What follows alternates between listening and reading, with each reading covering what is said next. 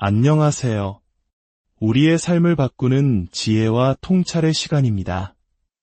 예측할 수 없는 일들로 가득한 인생의 여정 속에서 흔들리지 않는 단 하나의 약속을 붙잡고 싶다는 생각을 해보신 적 있으신가요? 과거의 상처를 뒤로하고 현재의 어려움을 넘어서며 더 밝은 내일을 향한 희망을 품게 해주는 그런 약속 말입니다. 오늘 우리가 함께 나눌 이야기는 바로 그런 강력한 힘을 지닌 말씀에 관한 것입니다. 이 이야기가 여러분의 마음에 깊은 울림을 준다면 잠시 시간을 내어 이 영상을 공유해 주십시오. 여러분의 작은 나눔이 누군가에게는 큰 위로와 은혜의 통로가 될 수 있습니다. 또한 저희 채널을 구독하시면 삶의 소중한 순간들을 밝혀줄 이야기들을 놓치지 않으실 겁니다. 이 말씀을 듣는 모든 분들의 삶에 하나님의 평강이 가득하기를 기도합니다. 성경에는 수많은 위대한 장들이 있지만 그 중에서도 로마서 8장은 성경의 심장이라 불릴 만큼 특별한 장으로 꼽힙니다. 그리고 오늘 우리는 그 심장 속에서도 가장 힘차게 박동하는 한 구절, 어쩌면 성경 전체에서 가장 위대한 약속이라 불리는 말씀에 대해 깊이 이야기 나누려 합니다. 바로 로마서 8장 28절입니다. 이 한 구절이 어떻게 우리의 삶을 바꿀 수 있을까요? 그 이유는 간단합니다. 이 구절은 우리가 하나님께 속해 있다면 우리 삶에 일어나는 좋은 일이든 나쁜 일이든 그 모든 것을 하나님께서 선한 목적을 위해 사용하신다고 약속하기 때문입니다.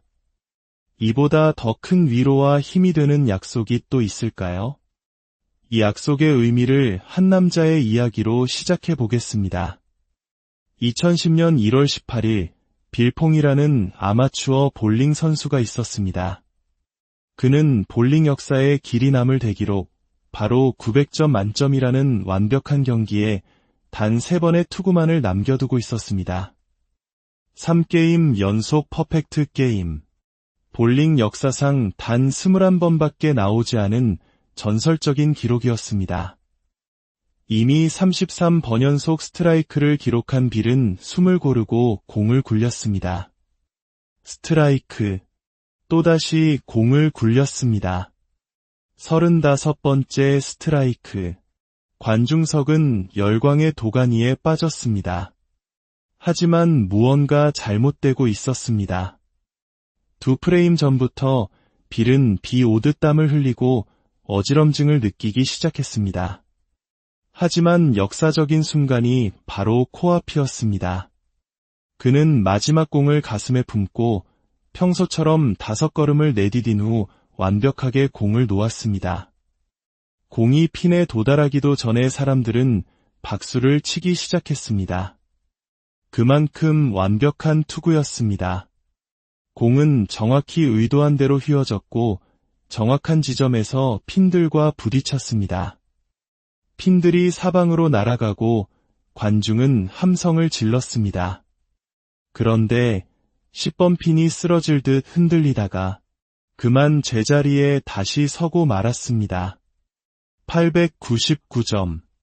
완벽함에서 단 하나의 핀이 모자란 점수였습니다.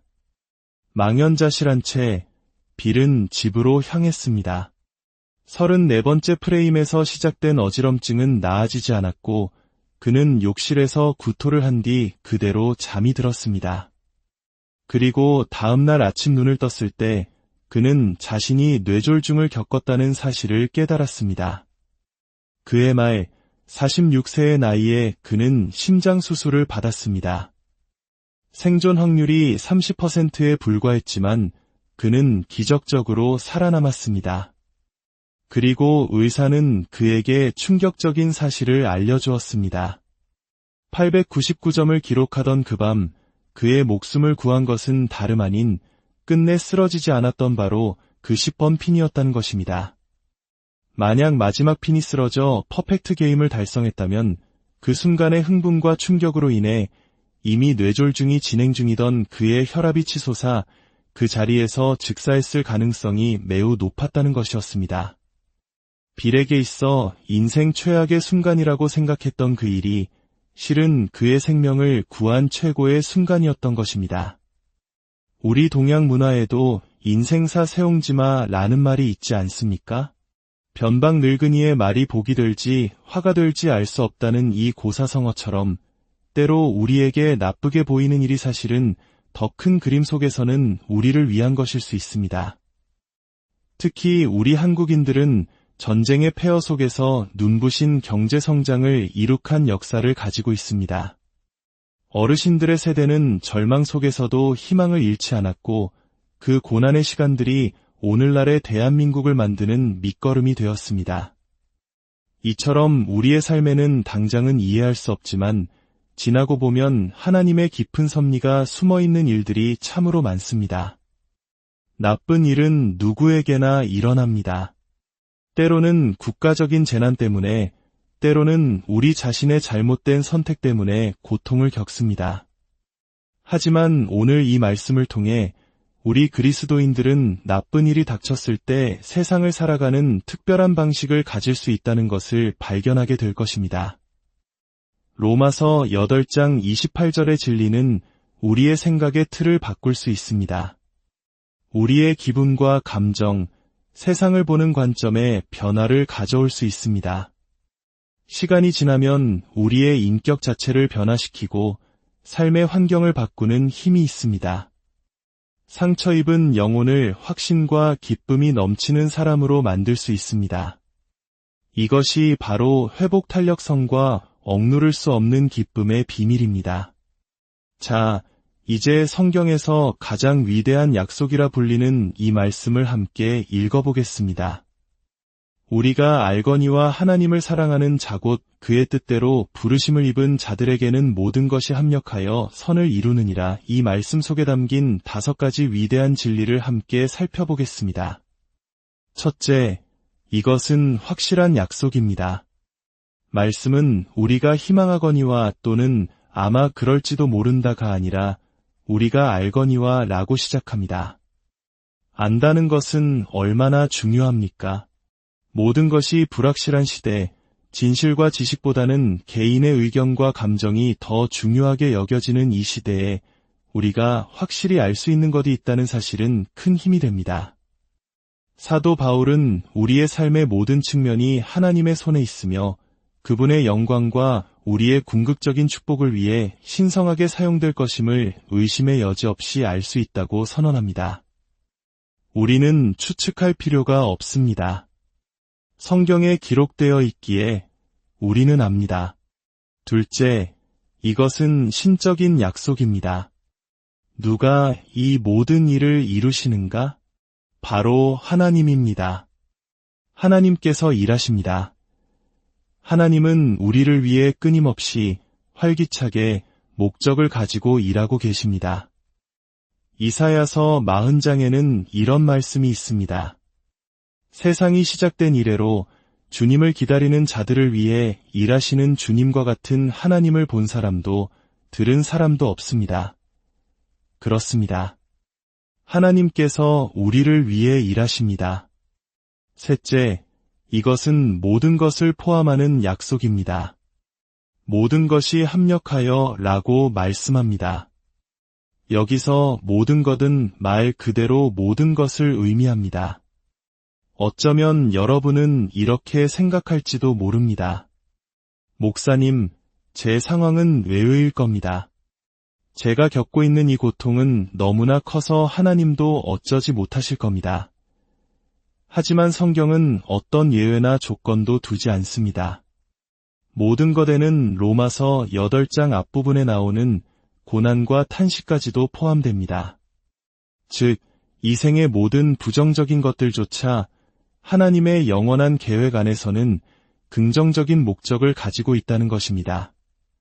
하나님의 섭리의 범위를 벗어나는 것은 아무것도 없습니다. 물론 이 말씀은 질병, 고통, 슬픔 그 자체가 선하다는 의미는 아닙니다. 증오는 사랑이 아니고 죽음은 생명이 아닙니다. 세상은 악으로 가득 차 있습니다. 하지만 이 말씀은 하나님께서 바로 그 악한 것들조차 사용하셔서 당신의 백성을 위해 선한 결과를 이끌어내신다는 것을 의미합니다. 하나님은 악에서 선을 이끌어내시는 분입니다. 바울은 하나님을 향한 믿음을 표현하고 있는 것이지 모든 상황에 선함을 믿는다고 말하는 것이 아닙니다. 넷째, 이것은 역동적인 약속입니다. 합력하여 선을 이룬다. 이 부분이 핵심입니다. 우리를 가장 좌절시키는 것 중 하나는 우리 삶의 조각들이 어떻게 맞춰지는지 이해할 수 없을 때입니다. 하나님은 지금 내 삶에서 무엇을 하고 계신가? 지금 일어나는 이 일이 내 인생 계획과 무슨 상관이 있는가? 밤잠을 설치게 하는 질문들입니다. 바울은 여기서 함께 일한다는 의미로 헬라어 시네르데오라는 단어를 사용했습니다. 우리가 잘 아는 시너지라는 단어가 여기서 유래했습니다. 시너지란 여러 요소가 함께 작용하여 각 요소가 개별적으로 작용할 때의 합보다 더 크거나 전혀 다른 효과를 내는 것을 의미합니다. 예를 들어 볼까요? 우리가 매일 먹는 소금은 나트륨과 염소라는 두 가지 독성 물질로 이루어져 있습니다. 하지만 이 둘이 합쳐지면 맛있는 음식을 만드는 데 없어서는 안 될 소금이 됩니다. 이처럼 우리 삶의 고통스러운 요소, 이해할 수 없는 사건들이 각각은 해로워 보일지라도 하나님의 손안에서 합력할 때 그것들은 우리의 상상을 뛰어넘는 선한 결과를 만들어내는 재료가 됩니다. 그 모든 것을 조합하여 선한 작품을 만드시는 분은 바로 하나님이십니다. 마지막 다섯째, 이것은 대상이 정해진 약속입니다. 이 놀라운 약속은 절대적으로 보이지만 모두에게 적용되는 것은 아닙니다. 이 약속이 효력을 발휘하기 위해서는 반드시 충족되어야 할 조건이 있습니다. 누구를 위한 약속입니까? 바로 하나님을 사랑하는 자, 곧 그의 뜻대로 부르심을 입은 자들을 위한 것입니다. 그렇다면 하나님을 사랑한다는 것은 무엇일까요? 이것은 그리스도인의 정체성입니다. 우리는 하나님을 사랑하는 사람들입니다. 여러분은 하나님을 사랑하십니까? 눈에 보이지 않는 분을 어떻게 사랑할 수 있냐고 물을지도 모릅니다. 성경은 우리가 그분을 사랑한다면 그분의 계명을 지킬 것이라고 말합니다. 하나님과의 관계 속에서 그분을 기쁘시게 하려 노력하고 있습니까? 그분의 뜻을 구하며 살아가고 있습니까? 하나님을 사랑한다는 것은 우리의 관점이고 그의 뜻대로 부르심을 입었다는 것은 하나님의 관점입니다. 우리가 그분을 사랑하는 것은 그분께서 먼저 우리를 부르셨기 때문입니다. 하나님께서 우리를 부르셨고 우리는 그분의 자녀이기에 우리 삶의 사건들은 결코 우연이 아니며 우리가 겪는 시련은 결코 사소하지 않습니다. 하나님께서는 지금 당신의 삶에 무언가 놀라운 일을 하고 계십니다. 심지어 좌절처럼 보이는 일들까지도 당신의 영적 성숙을 위해 사용하고 계십니다. 가장 부정적으로 보이는 일이 어쩌면 가장 생산적인 일이 될 수 있습니다. 위대한 약속 앞에서 우리는 어떻게 살아야 할까요? 첫째, 하나님을 신뢰하기로 결심해야 합니다. 이론적으로 이 약속을 이해하기는 쉽지만 이것을 우리 삶의 일부로 받아들이는 것은 다른 문제입니다. 그것은 하나님의 존재를 믿는 것을 넘어 하나님을 믿는 것입니다. 하나님께서 오늘 말씀하신 것을 당신은 믿으십니까? 앞으로 우리가 마주할 어떤 일도 하나님을 놀라게 할 수 없습니다. 그렇기에 저는 두려움 속에서 사는 대신 믿음 속에서 살기로 선택합니다. 둘째, 하나님께 감사하기로 결심해야 합니다. 데살로니가전서 5장은 범사에 감사하라 이것이 그리스도 예수 안에서 너희를 향하신 하나님의 뜻이니라 라고 말씀합니다. 받은 축복을 하나하나 세어보십시오. 주님께서 행하신 일에 놀라게 될 것입니다. 그리고 마지막으로 이 약속 안에서 살아가기로 결단해야 합니다. 신학자 존 파이퍼는 이렇게 말했습니다. 당신이 로마서 8장 28절이라는 거대한 약속 안에 산다면 당신의 삶은 에베레스트 산보다 더 견고하고 안정될 것입니다. 어떤 것도 당신을 쓰러뜨릴 수 없습니다. 그러나 이 약속의 밖에 있다면 모든 것은 혼란과 불안, 두려움과 불확실성뿐입니다. 예상치 못한 일이 닥쳤을 때, 무엇을 해야 할지 모를 때 이렇게 선포하십시오. 모든 것이 합력하여 선을 이룬다. 나는 지금 당장 이해할 수 없지만 하나님의 약속을 믿는다. 당신에게 일어나는 모든 일은 당신의 유익을 위한 것입니다. 파도가 당신을 향해 몰아친다 해도 그것은 당신의 배를 항구로 더 빨리 나아가게 할 뿐입니다. 당신은 손해를 통해 얻고 병듦을 통해 건강해지며 죽음을 통해 살고 가난을 통해 부유해집니다. 이보다 더 좋은 약속이 있을까요? 모든 일이 내 뜻대로 되는 것보다 모든 일이 나의 선을 위해 합력하는 것이 훨씬 더 좋습니다. 오늘 이 말씀이 여러분의 삶에 깊이 새겨지기를 바랍니다.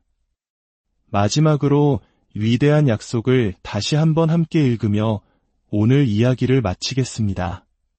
우리가 알거니와 하나님을 사랑하는 자곧 그의 뜻대로 부르심을 입은 자들에게는 모든 것이 합력하여 선을 이루느니라. 여러분 모두의 삶에 이 약속이 실제가 되어 어떤 폭풍우 속에서도 평안을 누리는 놀라운 은혜가 함께하기